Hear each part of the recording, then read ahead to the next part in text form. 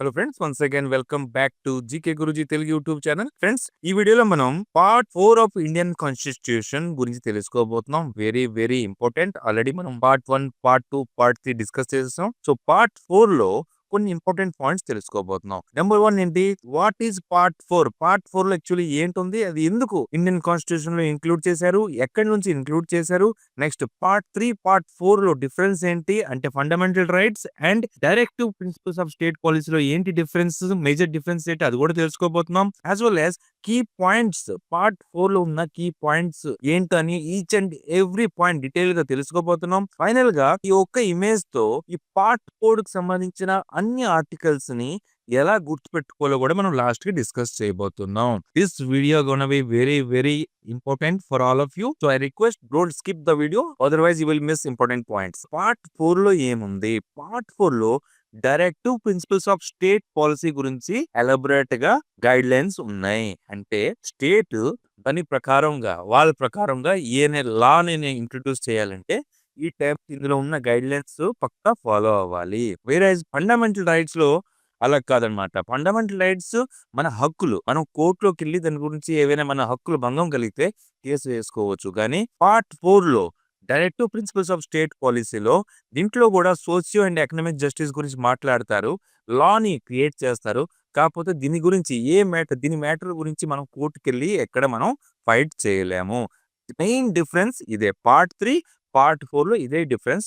Part 3 ఏమొచ్చో fundamental rights, part 4 ఏమొచ్చో directive principles of state policy. ఒక స్టేట్ దాని స్టేట్ ని ఎలా నడపాలి, ఏ లాని ఇంట్రడ్యూస్ చేయాలి, ఆ గైడ్ లైన్స్ అన్ని ఇందులో ఉన్నాయి. Next, what is the main difference between part 3 and part 4 of Indian constitution? Part 3 ఏమంటే ఎన్ఫోర్సబుల్ బై కోర్ట్స్. ఆల్రెడీ మీకు ఎక్స్ప్లెయిన్ చేశాను. కోర్టు ద్వారా మనం ఒకవేళ సపోజ్ మన ఫండమెంటల్ రైట్స్ ని భంగం కలిగితే మనం కోర్టు ద్వారా ఎన్ఫోర్స్ చేయగలం. వేరే state policy, directive principles of state policy court ద్వారా ఏ న్యాయం దొరకదు. ఇది non justiciable. Very important. Exam లో క్వశ్చన్ వస్తుంది, గుర్తుపెట్టుకోండి. Okay, next key points of part 4 of Indian constitution ఏంటి friends? With in 10 to 15 minutes మొత్తం వీడియో కంప్లీట్ అయిపోతుంది. టెన్షన్ అవ్వకండి. స్పీడ్ గా ఒక రివిజన్ లాగా చెప్పుకుంటూ పోతాం. ఓకే, సో కీ పాయింట్స్ ఏంటి? డిపిఎస్పిలో టోటల్ గా 36 నుంచి 51 దాకా ఆర్టికల్స్ ఉన్నాయి. 36 నుంచి 51 దాకా ఆర్టికల్స్ ఉన్నాయి. ఇందులోని కొన్ని అమెండ్మెంట్ అయ్యాయి. ఎప్పుడు అమెండ్మెంట్ అయింది, ఏ ఆర్టికల్ యాడ్ చేశారు, అవన్నీ మనం ముందుకు డిస్కస్ చేయబోతున్నాం. టోటల్ గా 19 ఆర్టికల్స్ ఇందులో ఉన్నాయి. ఇవి ఎలా గుర్తుపెట్టుకోవాలో కూడా నేను ట్రిక్ లాస్ట్ కి రెడీ చేశాను. అది కూడా డిస్కస్ చేద్దాం. మెయిన్ ఫస్ట్ ఏమంచో బేసిక్ పాయింట్స్ మనం తెలుసుకోవాలి. ఈ డిపిఎస్పి అనేది మనం ఎక్కడి నుంచి ఇన్స్పైర్ అయ్యి తీసుకున్నాం? ఇరిస్ కాన్స్టిట్యూషన్ నుంచి తీసుకున్నాం. ఇది కూడా ఇంపార్టెంట్ క్వశ్చన్. ఎగ్జామ్ లో డిపిఎస్పి పార్ట్ 4 ఇండియన్ కాన్స్టిట్యూషన్ ఎక్కడి నుంచి ఇన్స్పైర్ అయ్యి మనం తీసుకున్నాం అని క్వశ్చన్ వస్తే ఆన్సర్ ఏంటి? ఇరిస్ కాన్స్టిట్యూషన్ అని మీరు ఆన్సర్ పెట్టాలి. Next, key features of DPSP ఏంటంటే నన్ జస్టిసేబుల్, అంటే కోర్టుకి మనం వెళ్ళలేము. Cannot be enforced by courts. Aim to promote welfare state principle. State లో ఉన్న వెల్ఫేర్ కి ప్రమోట్ చేయడానికి ఇది డిపిఎస్పి అనేది ఇంపార్టెంట్ గైడ్ లైన్స్ పాస్ చేస్తుంది. ఇది ఒక supplementary to fundamental rights. Fundamental rights కి ఒక సప్లిమెంటరీ లాగే పనిచేస్తుంది. Okay, next classification of DPSPs. DPSPs are broadly classified into 3 categories. Number 1 socialistic principle, next Gandhian principle, next liberal intellectual principle. 3 principles ఏంటి? SGL. ఏంటి? Socialistic principle, article 38, 39 focus on economic equality.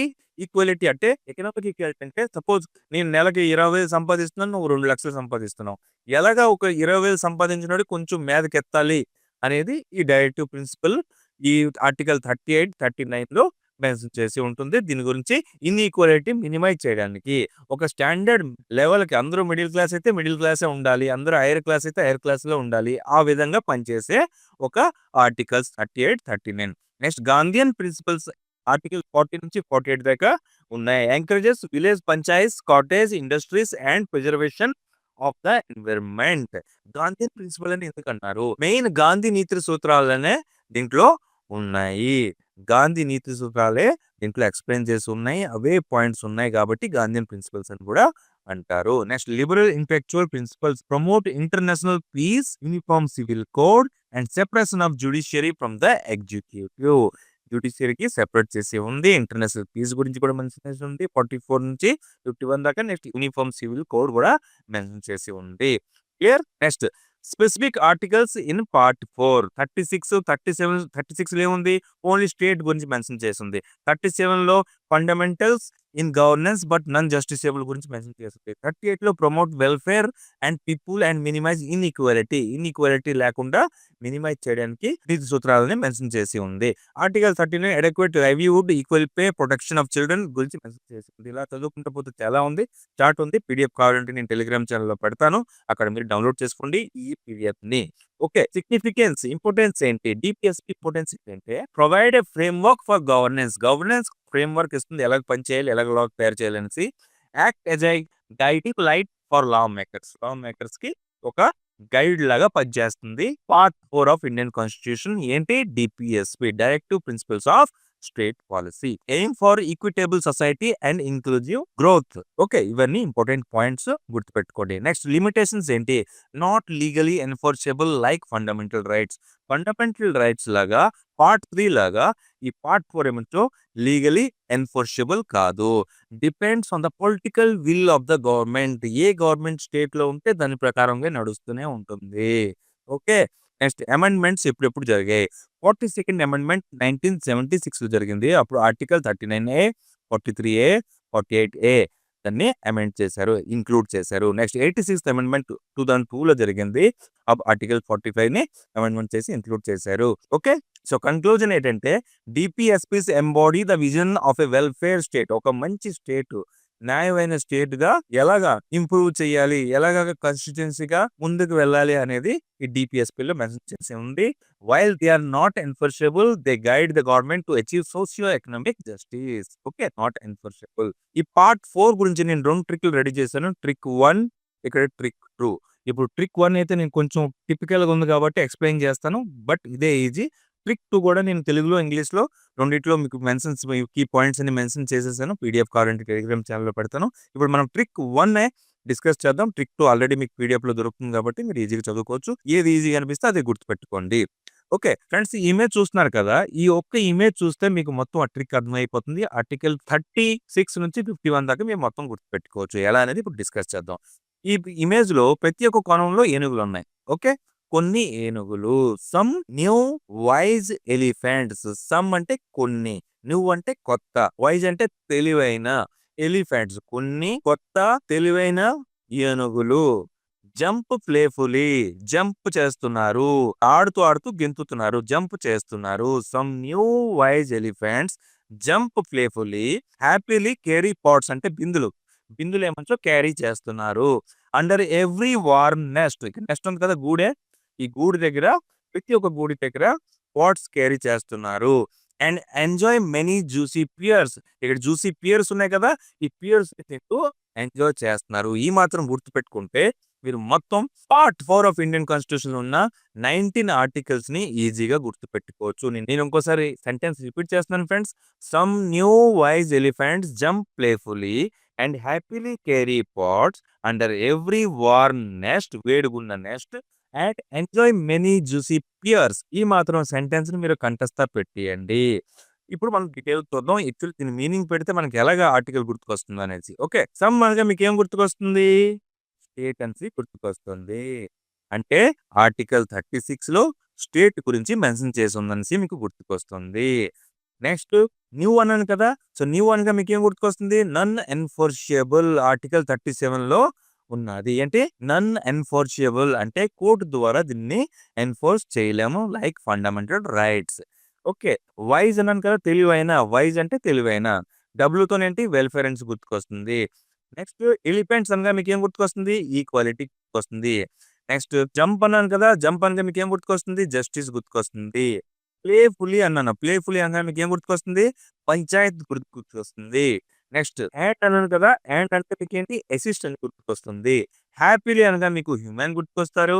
Next carry అనగా మీకు cottage. Pots అనగా మీకు ఏం గుర్తుకొస్తుంది? Participation అనేసి గుర్తుకొస్తుంది. ఓకే, నెక్స్ట్ అండర్ అనగా మీకు ఏం గుర్తుకొస్తుంది? యూసీసీ గురించి, యూనిఫామ్ సివిల్ కోడ్ గురించి గుర్తుకొస్తుంది. నెక్స్ట్ ఎవ్రీ వార్మ్ నెస్ట్ అన్నాను నేను. ఎవ్రీ అనగా మీకు ఎడ్యుకేషన్ గుర్తుకొస్తుంది. వార్మ్ అనగా వీకర్ గుర్తుకొస్తుంది. నెస్ట్ అనగా మీకు న్యూట్రిషన్ గుర్తుకొస్తుంది. నెక్స్ట్ అండ్ అనగా మీకేం గుర్తుకొస్తుంది? అగ్రికల్చర్ గుర్తుకొస్తుంది. ఎంజాయ్ అనగా మీకేం గుర్తుకొస్తుంది? ఎన్విరాన్మెంట్ గుర్తుకొస్తుంది. మెనీ అనగా మీకు మొన్యుమెంట్స్ గుర్తుకొస్తాయి. జ్యూసీ అనగా మీకు జ్యుడిషియరీ గుర్తుకొస్తుంది. నెక్స్ట్ పియర్స్ అనగా మీకు ఏం గుర్తుకొస్తుంది? పీస్ గుర్తుకొస్తుంది. ఈ విధంగా ఒక చిన్న సెంటెన్స్. ఏంటి sentence? Some new wise elephants jump playfully and happily carry pots under every warm nest and enjoy many juicy pears అని ఒక సెంటెన్స్ గుర్తుపెట్టుకుంటే ఇంపార్టెంట్ ఆర్టికల్స్ అంటే టోటల్ 19 ఆర్టికల్స్ 36 నుంచి 51 దాకా పార్ట్ 4లో ఉన్నాయి. అవన్నీ మీరు గుర్తుపెట్టుకోవచ్చు. ఏంటంటే ఆర్టికల్స్ అనేది డీటెయిల్గా నేను ఇక్కడ ఎక్స్ప్లెయిన్ చేశాను చూడండి. ఆర్టికల్ 36, 37, 38, 39, 39A కూడా ఉన్నది అమెండ్మెంట్ ద్వారా. 40, 41, 42, 43, 43A, 44, 45, 46, 47, 48, 48A, 49, 50, 51 టోటల్‌గా ఎన్ని 19 ఆర్టికల్స్ ఉన్నాయి పార్ట్ 4లో. ఇవన్నీ ఒక చిన్న కోడ్‌తో మీరు చెప్పిన కోడ్‌తో ఆ ఇమేజ్‌ని చూస్తూ మీరు ప్రాక్టీస్ చేయండి. అలాగైతే ఈజీగా ఈ ఆర్టికల్ 36 నుంచి 51 దాకా ఉన్న అమెండ్మెంట్‌తో పాటు అన్ని ఆర్టికల్స్‌ని మీరు ఈజీగా గుర్తుపెట్టుకోవచ్చు. తెలుగు స్టూడెంట్స్ గురించి తెలుగులో ఎక్స్‌ప్లెయిన్ చేసి ఉంది. ఇంగ్లీష్ మీడియం స్టూడెంట్స్ గురించి ఇంగ్లీష్‌లో ఎక్స్‌ప్లెయిన్ చేసి ఉంది. ట్రిక్ కూడా నేను 2 విధంగా రెడీ చేశాను. ఫ్రెండ్స్ వీడియో నచ్చితే లైక్ కొట్టండి, షేర్ చేయండి, సబ్స్క్రైబ్ చేయండి. మీరెవరు రెస్పాండ్ చేయకుంటున్నారు నా వీడియోస్‌కి. I'm feeling very sad for that. Really నాకు చాలా బాధ అనిపిస్తుంది. 80 మంది చూస్తే లైక్ 3 వస్తున్నాయి. డిస్‌లైక్‌లు అసలు ఏమి రావడం లేదు. లైకో, డిస్‌లైకో, కమెంటో ఏదో ఒకటి పెట్టి చెప్పితే నాకు ఇంట్రెస్ట్ కలుగుతుంది కదా! ఇంకా వీడియో చేయాలనేసి. నా రిక్వెస్ట్ ఏంటంటే ప్లీజ్ రెస్పాండ్ అవ్వండి ఫ్రెండ్స్. ప్లీజ్ నెక్స్ట్ వీడియోతో త్వరలో కలుసుకుందాం. జై హింద్, జై భారత్.